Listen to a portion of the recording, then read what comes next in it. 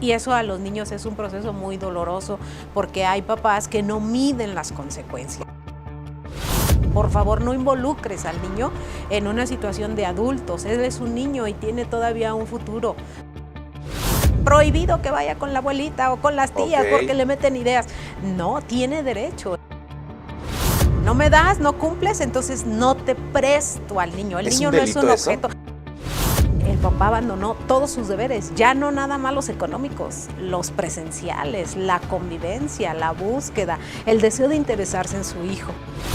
Señor, si usted quiere ver a los niños, tiene que atenderse psicológicamente.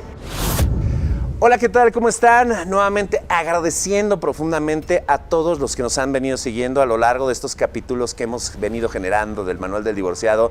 De verdad nos da muchísimo gusto que estén con nosotros. Gracias a la gente que nos sigue a través de plataformas, a través de Spotify, que como ya usted sabe es en punto de las 11 de la mañana, y por supuesto a través de Expresa TV en el 15.1 y a todos los municipios y estados en los cuales llega nuestra señal, que es en el 15.1, a través de Facebook, a través de YouTube. Gracias de verdad por seguirnos, gracias por estar con nosotros y recuerda, el Manual del Divorciado, @expresatv.com.mx. Ven, platícanos de tu caso, podemos ver la situación y lo importante es darle luz a muchas personas en muchas situaciones de las cuales es importante. En ocasiones, en uno de los capítulos pasados tuvimos la oportunidad de platicar justamente del lado de la ley en el sentido de lo que son nuestros abogados. Y esa es una parte muy importante. Hace unos días platicábamos con algunas de las personas que van a aparecer en estos capítulos y nos decían, gracias a mi abogado, gracias a mi abogado, gracias a mi abogado, es decir, son una parte importante. Y hoy justamente, ahora tengo conmigo a mi queridísima Irma Caracheo. Irma, qué gusto verte, ella es abogada, por supuesto, en el plano familiar, también se dedica a la academia, que esa es una parte importante. Qué gusto tenerte, Irma. Gracias, Carlos, pues aquí respondiendo a tu invitación amablemente y en beneficio de la sociedad y principalmente de los niños de esos padres divorciados, separados o abandonados. Ese es un punto importante y con eso quiero comenzar. Platícanos, ¿cuánto tiempo llevas tú obviamente trabajando la parte de litigio en el plano familiar? Porque es en específico donde tú vas muy bien dirigida, ¿no? Claro que sí. En el plano familiar tengo 20 años, Carlos, y bueno, desde que inicia el nuevo sistema de justicia de oralidad familiar, que tenemos ya aquí en Celaya más de 10 años con este sistema, pues hemos estado pendientes y representando a muchas familias ante los tribunales. Justamente lo acabas de decir. Anteriormente, digo, ya llevas algunos años recorridos en el área de este tipo de litigios. Pues obviamente antes era intercambio de papeles, literal. Entonces, ahora con la oralidad, pues obviamente ya están personas sentadas frente a un juez, donde hay una parte que menciona una cosa, otra parte que menciona, cada quien aporta sus pruebas y se genera esto. Para ti en este momento, la oralidad ha venido a favorecer muchísimo más de lo que antes era la cuestión del sistema anterior de litigio. Fíjate que sí, Carlos, le ha dado mucha transparencia, principalmente, mucha credibilidad, mucha certeza a las partes, porque era de todos escuchado que se tendía en ocasiones a creer en actos de corrupción. Honestamente, yo en todo el tiempo que llevo ante los tribunales, jamás un juez me ha pedido dinero ni un secretario de juzgado. Siempre ha sido muy transparente y en el sistema de oralidad más, porque no hay manera de hacerlo. Todo se está videograbando, las audiencias, estamos frente al juez, está un representante de los niños, niñas y adolescentes a través de la figura del procurador, está un representante de la fiscalía como representante de la sociedad, la contraparte, o sea, no hay manera. Y de hecho el propio código dice que si nosotros quisiéramos tener alguna plática o charla con el juez está obligado a llamarle a la otra persona para que si de manera extrajudicial quisiéramos hacer un acercamiento, lo podemos hacer, pero siempre en presencia de los demás. Entonces le ha dado muchísima certeza, seguridad y transparencia a las partes. Oye, eso es muy importante lo que acabas de mencionar, pero también es necesario hacerle un poquito de luz a la gente que nos ha venido acercando sus comentarios. Hay gente que no sabe a qué se va a enfrentar, pero yo sé que dentro de todo el trabajo que tú has venido realizando a lo largo de tu gran experiencia, tu enfoque siempre ha estado, o bueno, en su mayoría ha estado encaminado en la parte más importante de un matrimonio, que son los hijos, ¿no? En ese sentido, ¿por qué darle ese peso en tu caso a los niños? Porque son la parte fundamental del derecho, de la protección, son los más vulnerables.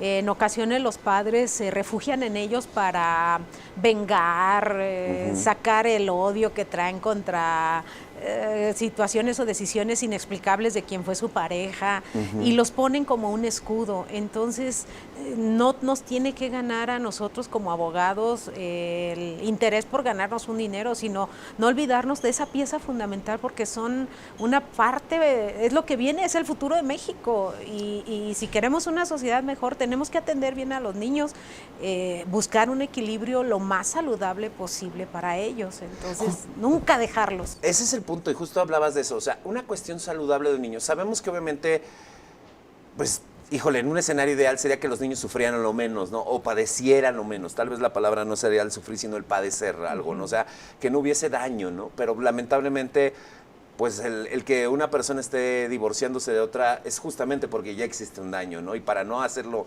mucho más grande de lo que, entre comillas, parece, ¿no?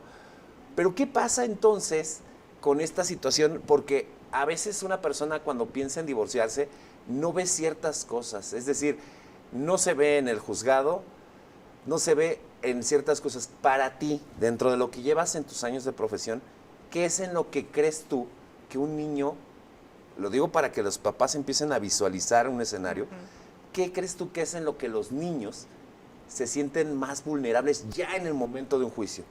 Fíjate que se sienten vulnerables a varias cosas. Primero, la incertidumbre económica.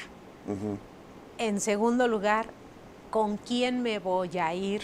Escoge melón o sandía, papá o mamá, o a veces los abuelos, o sea, o la red de apoyo que tienen. Claro. Con este mundo acelerado que tenemos, ¿quién va a apoyar a mi mamá? ¿Con quién me voy a quedar? ¿Dónde voy a dormir hoy?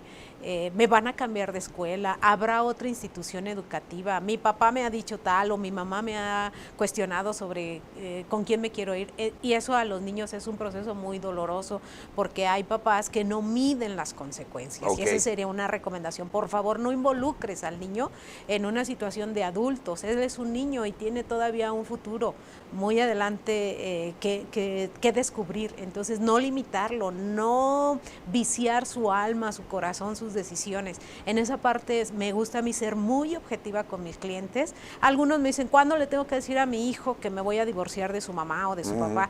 Bueno, tú analízalo, platíquenlo. Si todavía hay diálogo como pareja, platíquenlo, y si no, siéntate tú con tu hijo y explícale que te vas a divorciar de la pareja, no de él. A él no lo vas a abandonar. Entonces hay mucha incertidumbre al niño. La principal, quizá priorizando, es con quién me va a tocar irme.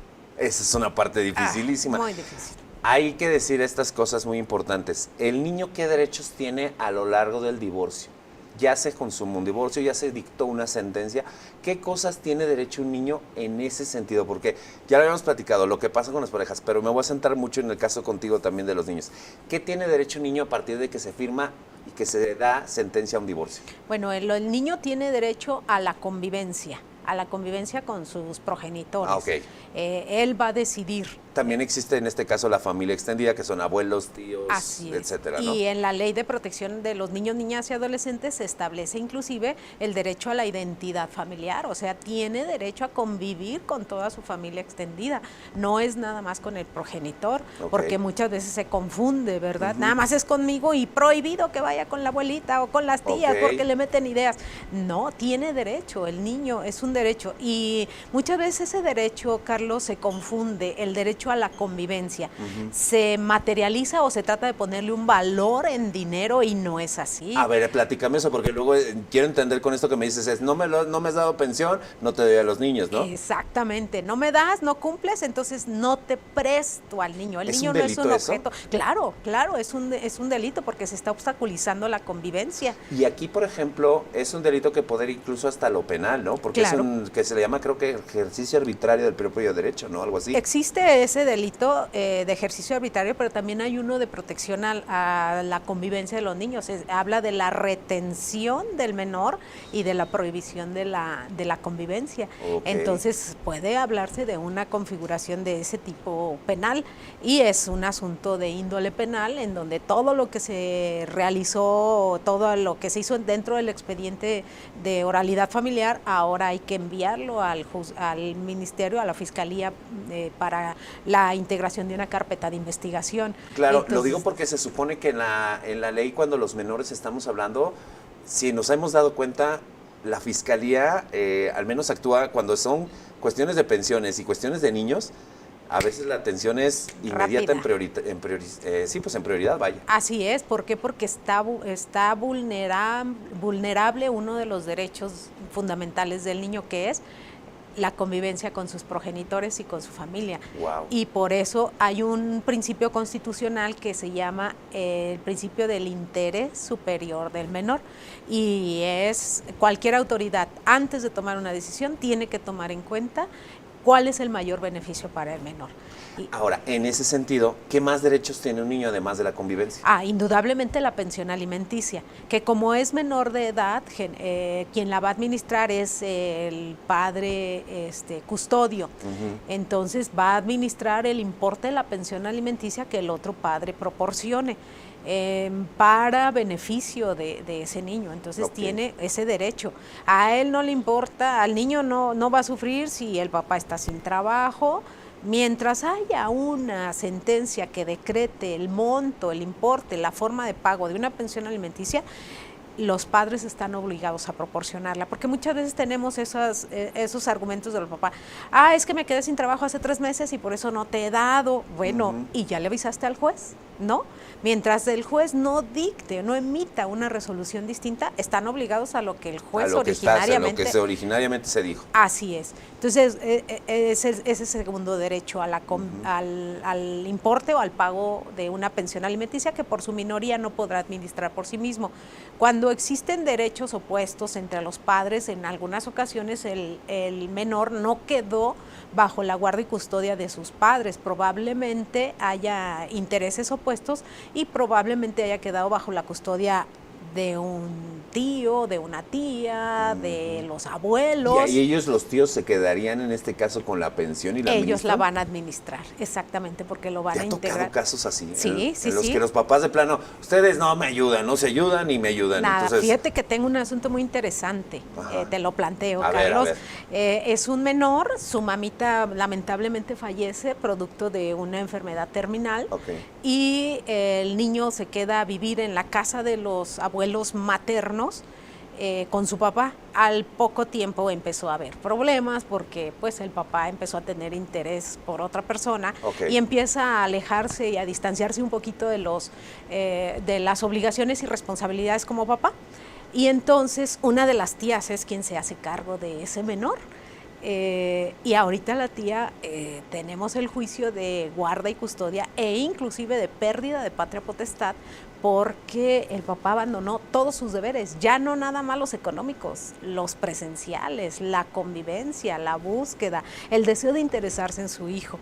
Entonces estamos en juicio actualmente en los tribunales para obtener la guardia y custodia definitiva. Tenemos decretada la provisional. Entonces sí, se puede, inclusive siendo la tía o algún familiar cercano, alguna persona principalmente con la que el menor tenga un vínculo importante y en donde él se sienta seguro, porque es parte de sus derechos fundamentales. Oye, en ese sentido, como mencionas la pensión, que son las obligaciones como tal de manutención de los menores, hay que dejar algo muy claro, porque a veces las personas no nos llegan a entender. Hay 2 conceptos, que es la guardia y custodia y otra es la patria potestad. Así es. Por favor, ayúdanos a entenderlo, porque hay cosas que la gente cree que por tener la guardia y custodia tiene los derechos de poder decidir por el menor, a pesar de que exista una patria potestad conjunta, digámoslo así. O sea, no es lo mismo, no van de la...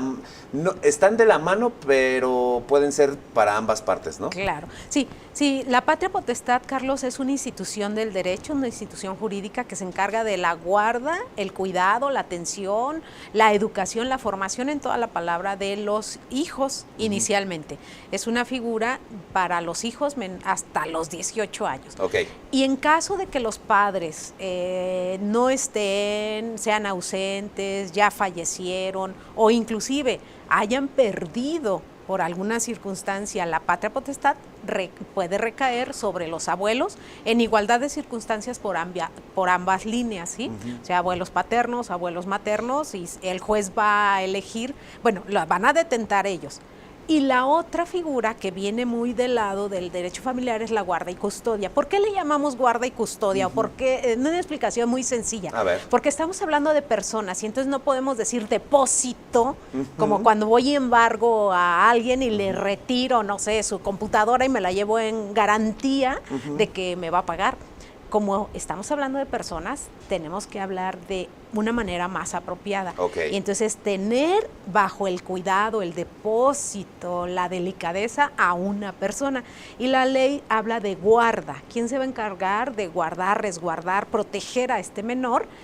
Y la custodia, todos los cuidados inherentes que requiere una persona menor de edad. Entonces, pueden ir de la mano o pueden recaer inclusive en personas distintas, porque muchas veces, aunque una mamá tenga bajo la guardia y custodia al hijo, ambos siguen detentando la patria potestad. Es que esa es la diferencia. Yo, por ejemplo, puedo pensar que una persona que tiene la patria potestad puede ayudar a tomar decisiones porque tiene Así la patria es. potestad. ¿Qué decisiones puede tener una persona que tiene patria potestad? Todo lo que concerniente a la formación y educación del hijo, por ejemplo, desde la escuela, en algunas ocasiones la religión que va a profesar, el deporte que va a practicar, prácticas escolares, si conceden o no permiso para acudir a un lugar, a lo mejor en la escuela hay un campamento de fin de semana y si uno de los padres no concede el permiso, el hijo no podrá acudir. ¿Sí?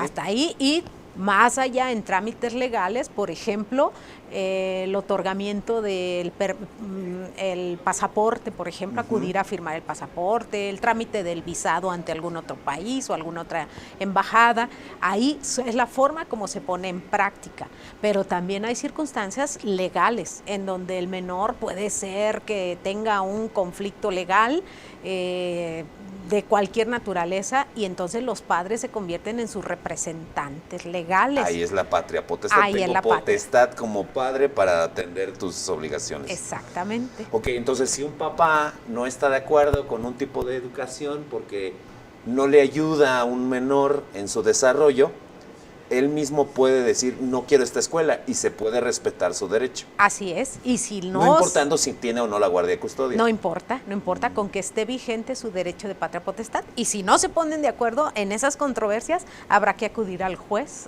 de oralidad familiar para que él determine qué es lo más conveniente para ese niño. Lamentablemente cada día son mayores esas controversias en los tribunales. Porque siguen sin ponerse de acuerdo los papás. Así es.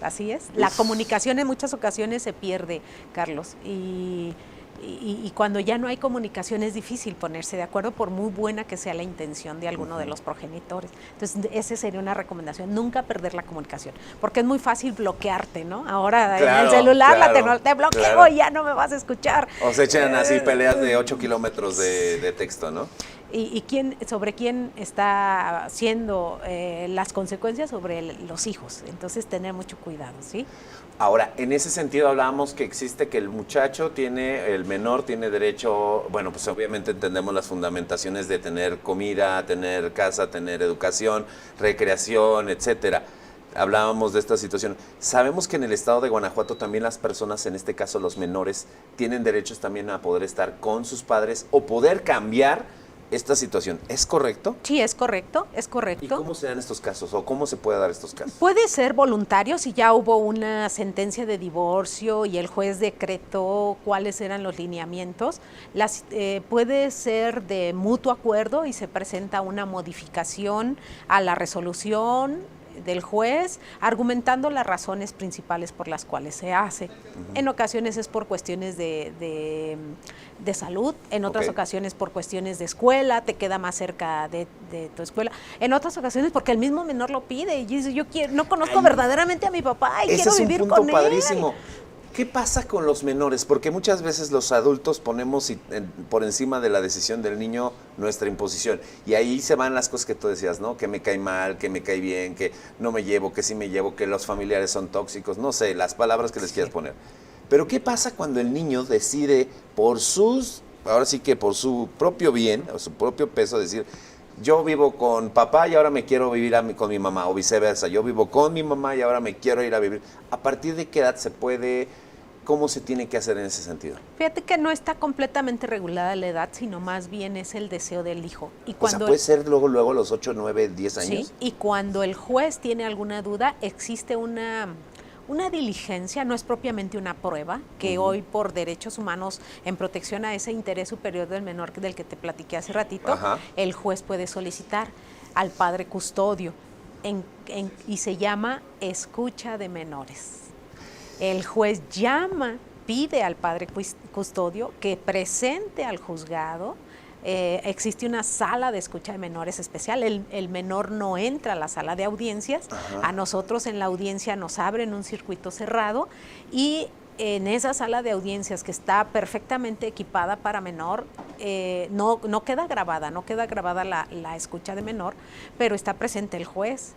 Piden que vaya una persona de confianza del menor, está presente un psicólogo o psicóloga que asigna el DIF o la Procuraduría de Protección a los Derechos de los Niños, Niñas y Adolescentes, está el fiscal presente y están platicando de una manera muy amena, muy agradable con el niño.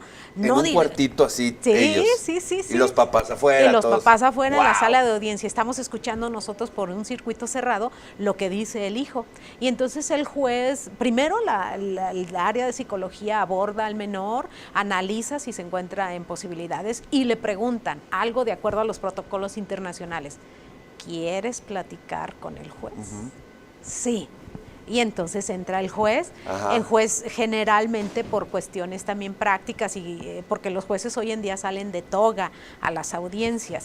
Entonces, previo a entrar a ese tipo de diligencia, de escucha de menor, se retira a veces hasta la corbata, la toga, para que aquel menor entre en un ambiente de mayor cordialidad.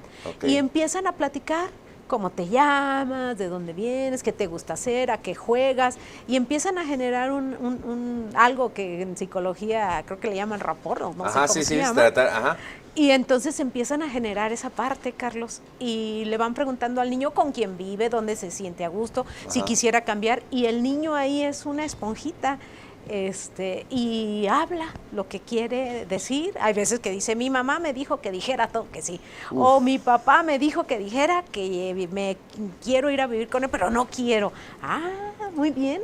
O sea, hoy tenemos ese privilegio y yo soy como abogada muy celosa del cuidado de los niños. Cuando tenemos diligencias de este tipo, yo muchas veces ni conozco al niño. A mí no me gusta hablar con él antes, porque tiene un alma y es envenenar su alma.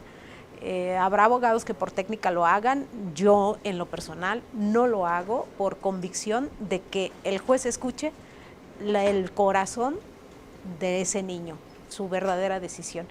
¿Te ha tocado casos en los que sí has visto, bueno, dices, escuchamos nosotros, o sea, pueden ver a lo mejor en la pantalla en la audiencia, pueden escuchar, como bien dices tú, no queda grabado dentro de la diligencia o dentro de, porque para la gente que nos está viendo, obviamente graban todas las audiencias, pero hay un extracto que no se graba, que es en este caso cuando acuden los menores en esta situación. ¿Qué pasa? O sea, ¿qué casos o qué cosas te ha tocado ver así en este tipo de escucha de menores? Porque son cosas, híjole, o sea, se te enchina la piel. O sea, tú como papá estás viendo a tu hijo hablando con un juez, tú afuera sin poder decir nada y el hijo te puede saltar así una cosa impresionante, ¿no? Fíjate que hay 2 casos que te quiero platicar. Uno, eran 2 niños, estábamos en divorcio, yo defendía a la señora, obtuvimos la guardia y custodia. Y el juez pide que se presenten los niños a la escucha. Y los llevamos, los presentamos, los niños hay que decirles que vamos al juzgado sin decirles a qué. Una persona les va a hacer preguntas simple y sencillamente. Llegan, el papá de los niños los ve, se quiere acercar, los niños corren temerosos, en ese momento son resguardados para que no haya esa interrupción y empieza la diligencia.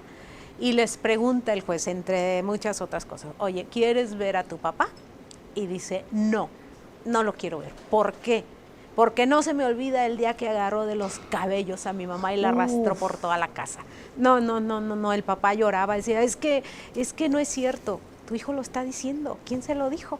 ¿Sí? Y no quiso. De hecho, el juez ordenó que el señor siguiera en la sala de audiencias, mandó llamar a la seguridad del edificio para permitir que los niños salieran sin volver a ver a su papá, porque era un derecho que ellos O sea, a tenían. partir de ese momento Sí. no había contacto. No había. Y dijo el juez en su resolución preliminar, señor, si usted quiere ver a los niños, tiene que atenderse psicológicamente y demostrarme que ha atendido su grado de violencia familiar. Y tiene que pagarle un tratamiento psicológico a los niños porque hay un daño emocional. O sea, son decisiones que hoy van inclusive más allá de lo que a veces los propios abogados solicitamos, ¿no? Y es que él seguramente le dijo a su abogado que no era cierto la violencia familiar. Ese es uno. Y te platico otro. Uf, qué fuerte, Sí, no manches. sí, no, Imagínate no.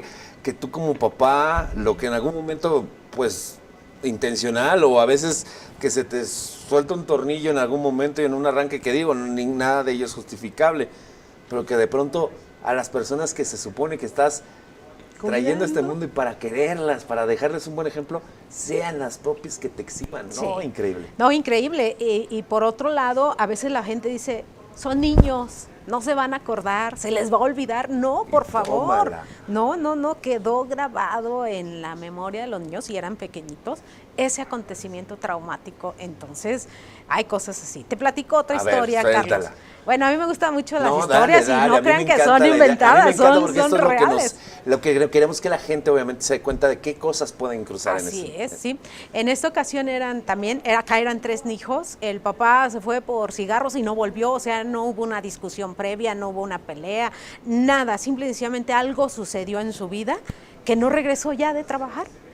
Se perdió por completo. Por algunas referencias después se supo que se había cambiado de domicilio de ciudad, se había ido a vivir a otra ciudad por alguna situación que él en un proceso personal decidió hacer, ¿no? Okay.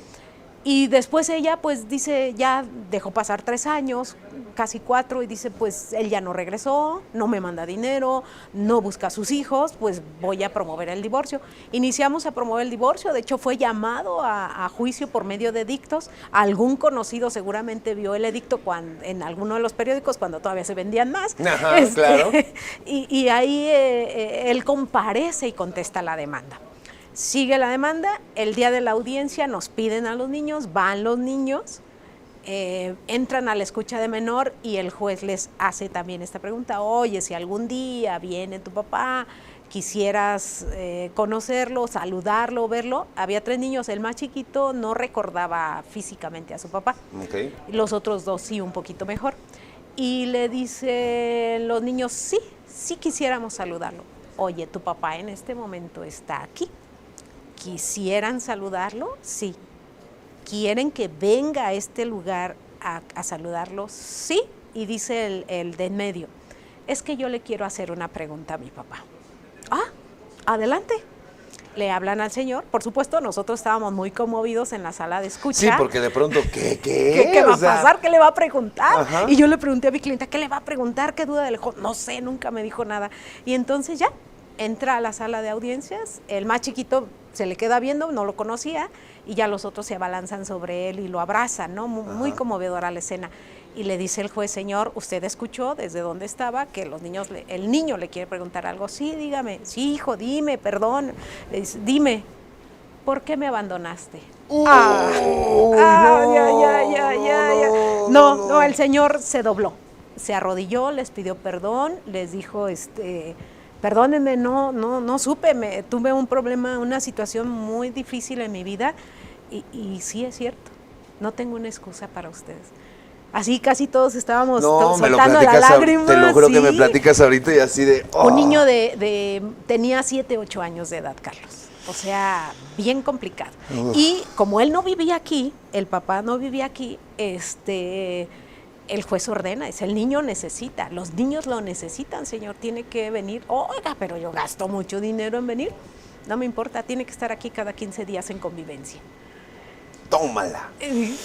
Pero no, usted compareció a juicio, quiere hacerse responsable, ya escuchó las necesidades de afecto que necesitan sus hijos. No me puede decir que no viene. ¿Qué va a hacer usted? No sé, pero aquí tiene que estar cada 15 días. Es una última oportunidad que se le da. Entonces son cuestiones, Carlos, que no son fáciles porque ponemos a los niños en el centro de un verdadero sistema de impartición de justicia y a mí me gusta mucho el sistema de oralidad familiar. Ajá. Porque pienso en ellos más que en los adultos, porque ellos ya sabemos cómo librar nuestros demonios, pero los niños todavía no. Sí, ellos están aprendiendo a conocer un mundo en el que obviamente... Bueno, ya lo hemos platicado muchas veces, o sea, estamos hablando de un porcentaje muy alto de personas que deciden separarse, pero me voy a ir más allá y tú mencionaste una parte importante, el papá se fue y se fue por los cigarros, ¿no? Pero ¿qué pasa con aquellas instituciones que no entraron en la legalidad, en el matrimonio? Esa es una parte que quería platicar contigo y que me es muy importante y que no la hemos comentado. ¿Qué pasa con el concubinato? ¿Qué pasa con la unión libre? ¿Cómo está esta situación? ¿En dónde radican? ¿Los procesos son iguales? ¿Cómo está el asunto? Sí, familiarmente hablando son iguales, o sea, el hijo es hijo independientemente de la situación jurídica de sus padres, matrimonio, concubinato y me voy más allá, amaciato. Okay. O sea, producto de una relación que no es ni matrimonio ni es concubinato, sino hay el famoso de una noche, digamos. Así es, ¿no? O tengo situaciones donde también, ¿sabes qué? Tuvimos un encuentro, ni éramos novios, y nos fuimos por ahí y demás, y pues el niño se prendió y nació un hijo producto de esa relación, ¿no? Ok. Entonces, hoy en día el hijo no hay distinción porque el artículo 1 constitucional habla de que se debe de evitar todo tipo de discriminación y entonces no podemos distinguir entre hijo natural, hijo legítimo, ilegítimo, actas que he visto de hace muchos años, hijo adulterino, no. O sea, sí, existía antes la figura de hijo adulterino. Así se le llamaba a un hijo que nació de un adulterio. Así y se le ponía así en el acta. Y se le ponía, pobres hijos, ¿no? Hoy en día no, es hijo y si los dos comparecen, en caso de un concubinato, pues tienen los derechos de los dos. La situación legal, jurídica, social, como haya llegado a este plano, al juez no le interesa, ¿sí? Entonces es muy interesante saber que esos hijos tienen derecho exactamente que cualquier otro hijo producto de una relación formal como es el matrimonio. El concubinato es una unión, es cuando ambos están libres de matrimonio y ya sea que duren 5 años viviendo juntos o bien hayan procreado hijos. Y ahí en el concubinato no nada más hay derechos para los hijos, sino también derechos para la pareja en caso de una pensión alimenticia. Ahí es una parte importante porque también, son a partir de 5 años. 5 años, sí. Si no hay producto de unos niños, sí puede haber a partir de 5 años. Y que estén ambos libres de matrimonio. Libres ambos, que los dos estén viviendo en el mismo hogar, por eso el concubinato se le llama así. A partir de 5 años ya puede haber acciones legales en cuestión de manutención de parejas, ¿no? E inclusive ya existe resolución de la Suprema Corte de Justicia de la Nación para también proteger a aquella persona con quien alguien, estando casado, tiene una relación extramarital. A ver, como que, sí, ¿cómo está esto, esta parte? Sí, ya existe y principalmente se nos presenta cuando muere esa persona. ¿Quién va a reclamar la pensión? ¿Quién va a reclamar la pensión por viudez? Pues llega la esposa, jurídicamente hablando, muestra su acta de matrimonio y le asignan la pensión, pero luego aparece el amante o el amante, ¿verdad? Hombre o mujer, y dice, espérame, yo viví con él o con ella tantos años de vida. Porque el otro matrimonio no se disolvió porque algunas personas no lo quisieran hacer, creían que había que pedirle la firma, creían que era en automático. Eso no existe, por favor. Un divorcio se decreta por orden de un juez.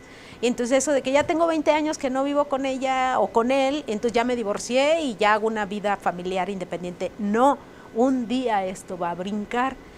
Máxime si la persona tiene una relación laboral formal, pues es obvio que esté inscrito en el Seguro Social y es obvio que hay una pensión por viudez y entonces me ha pasado en los últimos 5 años como 5 personas que llegan a reclamar la pensión sin haber vivido con ellos N número de años y la otra persona que hace. Ya hay una resolución de la Corte en donde habla que se debe de distribuir equitativamente conforme al número de años con quien haya convivido esa persona. Entonces, entonces pudo haber tenido un matrimonio con una persona de 10, 15 años, pero a su vez esta persona disolvió, se casa con otra persona y están cada quien. La resolución del juzgado existe de esa forma en que el tiempo que pasó usted y el tiempo que pasó usted, esta pensión se divide tanto y tanto. Sí, 40, 60, 40, 50, 50. Entonces, hoy en día tenemos eso.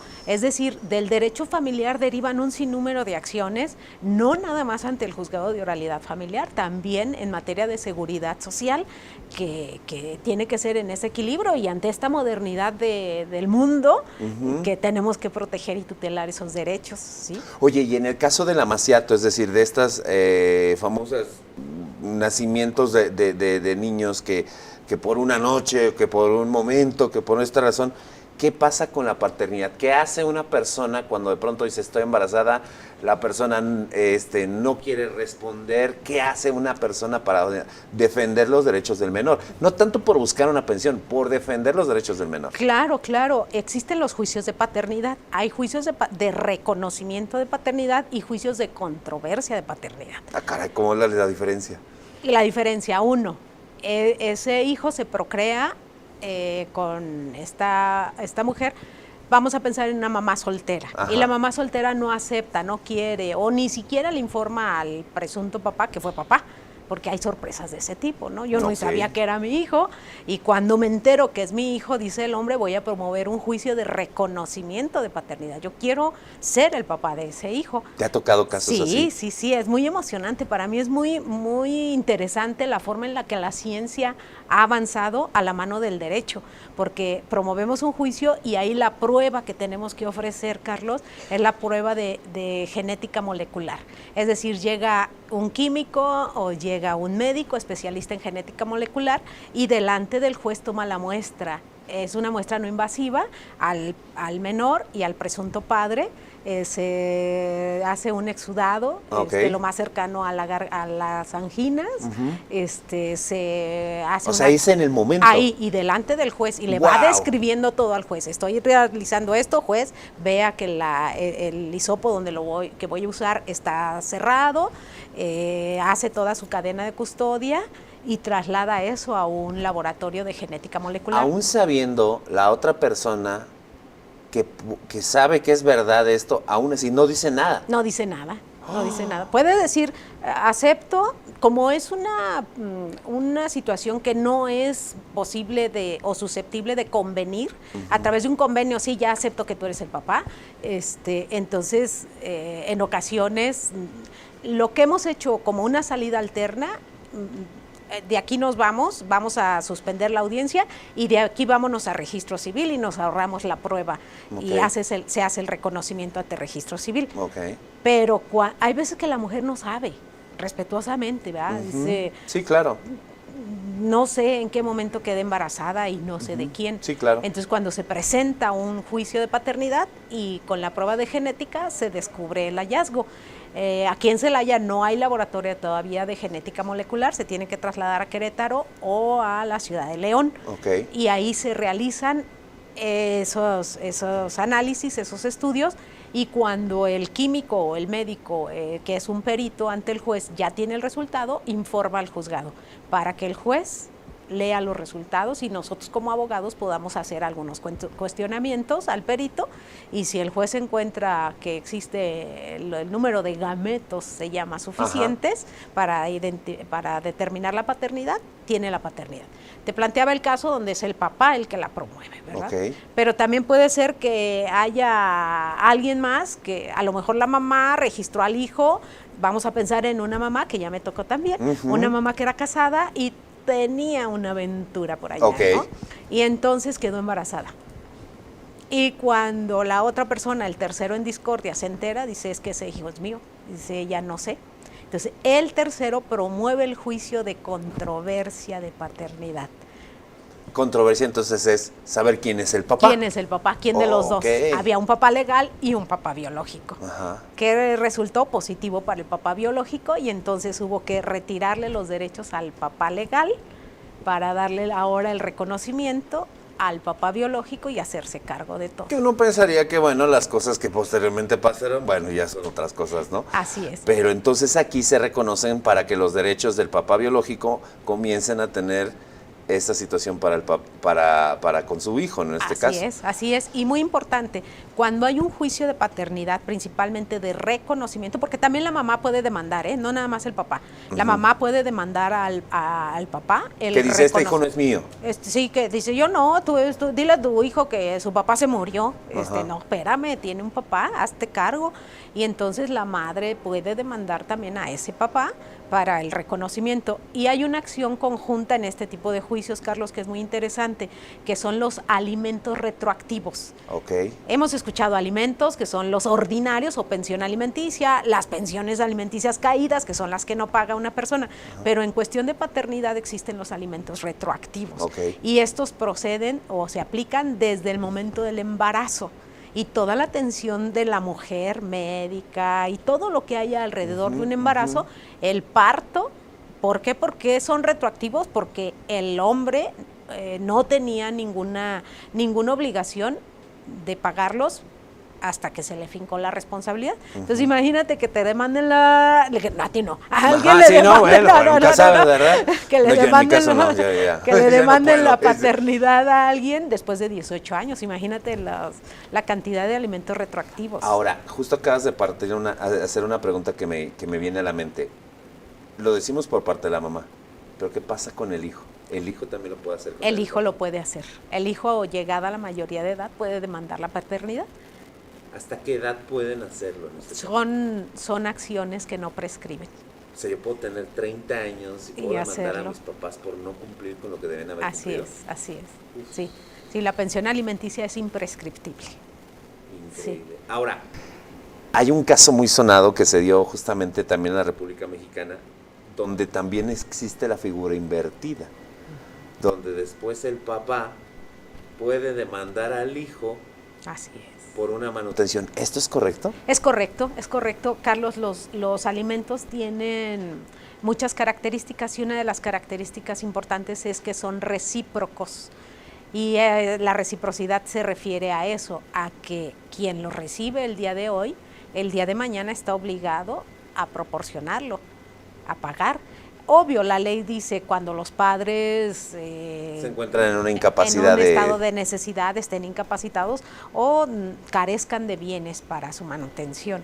Y en esa situación los hijos estamos obligados o responsables. Y no nada más, esa reciprocidad no termina entre hijos y padres, nos vamos a los hermanos. Hace tiempo me tocó llevar, ya hace muchos años, todavía no existía el sistema de oralidad familiar, un juicio en donde el hermano menor nació con síndrome de Down. Mientras vivieron los padres no hubo problema. Cuando faltan los padres, ahora ¿quién se va a hacer cargo del hijo? Del hijo con síndrome todo. de Down. Entonces los hermanos, un mes contigo, una semana, no, yo no, estoy casado, yo tengo hijas, yo tengo hijos, yo no quiero, y entonces aventaban esta responsabilidad. Hasta que una de las hermanas dice, no, esto no es un juego y yo no tengo capacidad económica exclusiva, y todos tenían la posibilidad. Se inicia el juicio y el juez decreta que la pensión se tiene que distribuir equitativamente entre todos los hermanos. Entonces es la reciprocidad, Carlos. Entonces puede ser entre hermanos, entre padres e hijos, entre hijos e padres. Abuelos, o sea, ¿también entre abuelos puede ser esto? Sí. ¿Cómo sería en este caso? Sí, si algún abuelo, vamos a pensar que falta el hijo, hablamos de abuelos, hijos y nietos. Ajá. Entonces vamos a pensar que el hijo falta, es incapaz, cae en un grado de incapacidad y el abuelo ya carece de bienes o los abuelos carecen de bienes. ¿Qué vamos a hacer? Pues se puede demandar a los nietos. Si el abuelo no tiene más nexo a quien reclamarle, puede demandar a los nietos que le proporcionen una pensión alimenticia. Oye, yo nunca había escuchado esa situación, o sea, en la que un abuelo puede solicitar mediante un juez que el nieto se encarga de las obligaciones del abuelo. Así es, sí. Wow. Y se va hasta el 4º grado, o sea, primos, tíos, también. Sí. También pueden. Sí, entonces no nos pongamos tan contentos cuando me dicen, vas a ser tía. Caray, hay que sensibilizar a que todos tengamos también un patrimonio y una manera de cumplir, porque si no tenemos responsabilidades legales muy fuertes derivadas de este concepto de pensión alimenticia. Oye, sí está increíble todo lo que nos estás trayendo. De verdad mi cabeza está explotando de toda la cantidad de información que puedes dar.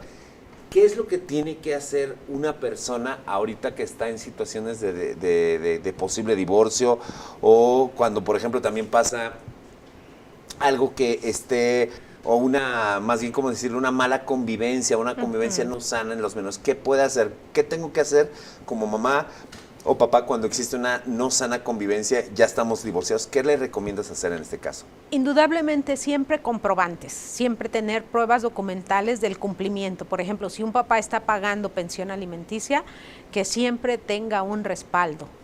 ¿Sí? O sea, que mande los recibos de depósito. Hoy con las transferencias no tenemos problema de comprobación. El problema es cuando se paga en efectivo o hacen acuerdos o modificaciones al convenio y no avisan al juzgado, Carlos. Entonces, es que yo le di a la abuelita mi tarjeta de vales de despensa y entonces la abuelita de ahí sacaba para darle de comer a mi hijo y hoy viene la señora y me reclama que no le he pagado. Con justa razón, no hay un comprobante. Claro. ¿Sí? Entonces, siempre tener un comprobante. Si ya hubo un convenio de divorcio o inclusive una sentencia, siempre. Si va a haber modificaciones, siempre hacerlos ante el juez, que no haya modificaciones pensando en la buena voluntad de las partes, porque algún día puede entrar una controversia y no hay prueba que nos puedan valer a favor. La única, dice el juez, es la prueba documental. Yo aquí te ordené que le depositaras tanto. ¿Dónde están los? No, se lo di en efectivo y traigo a estos testigos. No sirven los testigos. Papelito habla, aquí aplica el papelito habla, ¿no? Oye, aquí quiero hacer una acotación. Si un papá está cumpliendo con sus obligaciones, papá, mamá, cumple con sus obligaciones de pensión tal cual como se ordenó en el juez, pero en circunstancias aparecen otras cosas de más y el papá igual deposita, igual transfiere y tiene esa prueba documental. Si la otra persona le quiere intentar poner un aumento, la otra persona puede poner al juez y decirle, doy y a veces doy de más. ¿Qué pasa en estos casos? Fíjate que en cuestión de pensión alimenticia, lo más recomendable es no tener evidencias de más allá de mi capacidad económica, ¿sí? Porque si yo doy más allá de mi capacidad económica, entonces sí puedo dar más. Y la otra característica de la pensión alimenticia es la proporcionalidad. La proporcionalidad es la necesidad que tiene la persona que es el beneficiario, el acreedor, y la posibilidad del que debe de pagar. Entonces, si yo digo, yo trabajo en tal lugar y gano tal cantidad de dinero, no sé, 10,000 pesos al mes, pero le estoy dando 15,000, entonces, ¿de dónde están saliendo los otros 5? Significa que tengo ingresos diversos, y entonces me van a fincar una responsabilidad sobre 15,000, Carlos. O sea que puede ser buena onda, pero al mismo tiempo no ser tan buena onda. Así es, porque recuerda que estás peleando o estás en una situación donde ambas partes están desconfiando de sí mismo. Claro. ¿Sí? Entonces ahí lo más conveniente es, si hubo un arreglo o hay un acuerdo o hay una modificación, siempre ante el juez, siempre informarle al juez. En algunos casos nos dice el juez, ya fueron muchas modificaciones, inicien otro juicio. Bueno, pues iniciamos otro juicio. Es preferible gastar o invertir, no le llamaría gasto, le llamaría una inversión en evitarte problemas futuros.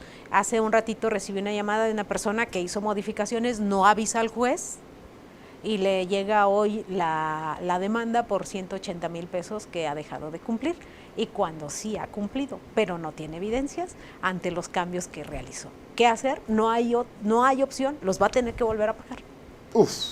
complicado, complicado. Entonces, cualquier cambio, modificación o alteración a lo que ordenó el juez, por favor, darle la seriedad de vida. Hace poco tuvimos una audiencia de cuestión oral familiar y el juez amablemente le explicó de una manera tan precisa a las personas, le dijo a él, pago que hagas, cómprate una caja y ahí lo vas a depositar, porque si yo en 10 años te llamo para pedirte cuentas, me vas a traer esa caja llena de papelitos. Y si no hay papelitos, te voy a ordenar que le pagues a ella todo el dinero en beneficio de tu hijo. Entonces, así es, Carlos, es como tener ahí en el buró, ¿verdad? Una cajita, en vez de meterle un billetito, métele el comprobante. Wow. Así es de exacto y preciso. ¿Por qué? Por los niños. Porque entre los adultos podremos pelear, pero si hay controversia, señal que puede haber un niño en una situación vulnerable por la protección de su pensión alimenticia. Increíble.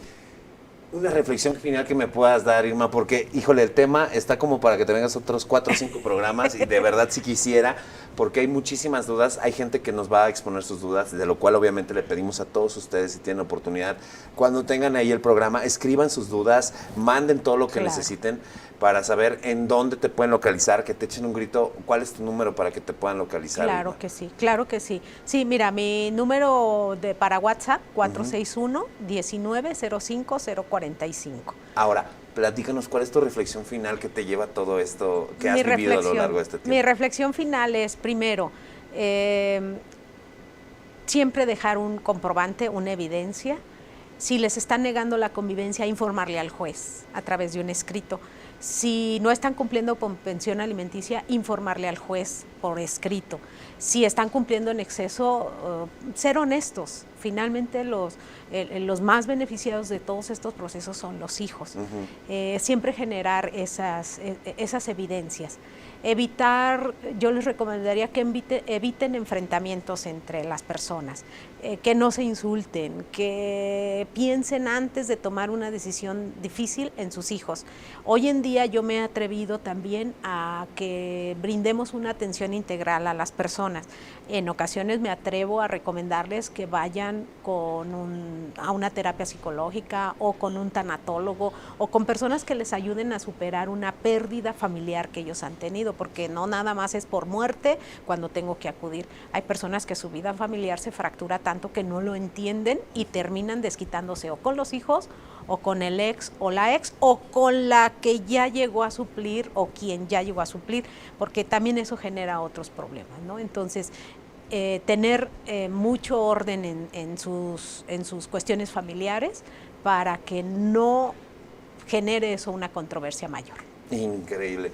Irma Caracheo es la primera, pero no va a ser la última, prométemelo, por favor. Te lo prometo, excelente, Carlos. La verdad que estuvieras con nosotros, muchísimas gracias, y de verdad nos has dado, wow, nos hiciste explotar la cabeza con un montón de cosas que no nos imaginábamos y que se pueden dar. Te agradezco mucho. Gracias a ti, Carlos, y un saludo a todos. Perfecto, pues nosotros obviamente nos tenemos que ir para ya darle, por supuesto, paso. Sígase quedando con nosotros, comente ahí, por supuesto, en la cajita de comentarios si tienen alguna duda, cualquier cosa que ustedes puedan apoyarnos, ya lo saben. Si no, el manual del divorciado, @expresatv.com.mx, para que se ponga en contacto con nosotros. Muchísimas gracias por formar parte de este gran concepto, de este gran proyecto que es de ustedes. Y aquí está tu espacio para que tú también puedas ser escuchado. Gracias.